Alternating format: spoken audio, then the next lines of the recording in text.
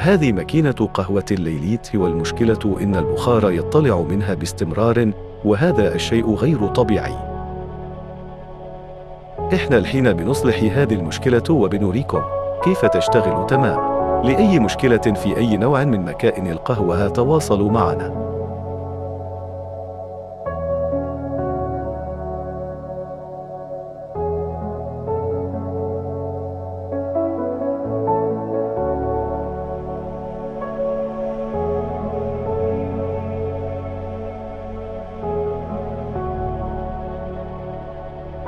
الحمد لله، كل شيء شغال تماما وبشكل ممتاز.